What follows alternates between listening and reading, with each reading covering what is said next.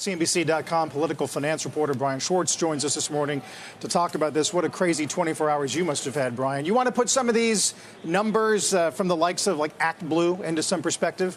Yeah, I'll do that in 1 second, Carl. But we actually have some news that just came in to me. So Disney family heiress Abigail Disney, as people probably know, told me some time ago that she would be pausing giving money to the Democratic Party if, in fact, Joe Biden stayed on the ticket and did not step down. Well, she just told me that she is coming back now, post him stepping down, endorsing the vice president for president in helping Democrats. She told me, quote, an email, I will resume supporting. And, of course, that was after the question of, will she resume supporting Democrats? This is the latest moment of the donors coming home, Carl. It's just kind of a drumbeat at this point of Democratic financiers rolling in to help the vice president after that endorsement by Biden. Of course, after the Biden team raised what they're saying is $50 million since Biden dropped out and endorsed Harris. A really wild, as you mentioned, 24 hours in the fundraising front.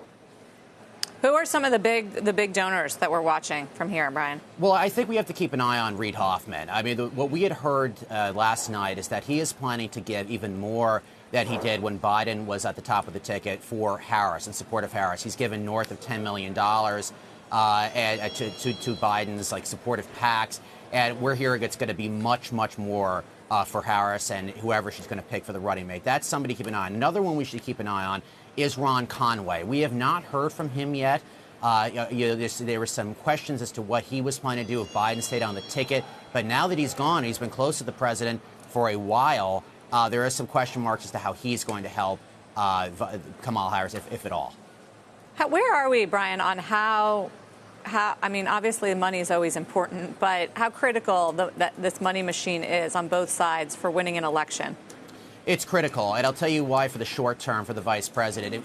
If anyone's thinking about challenging her in the coming days and weeks heading into the convention, some sort of mini primary convention fight, they're going to have to go up against what we know is a $95 million war chest at the minimum. That was just coming into this month.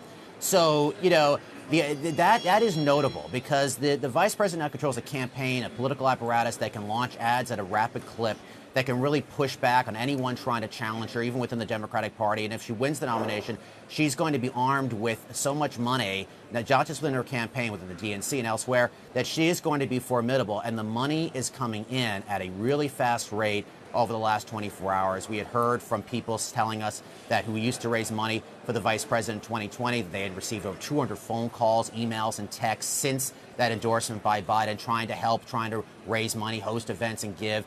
It's really notable how the party and funding has coalesced around her since yesterday.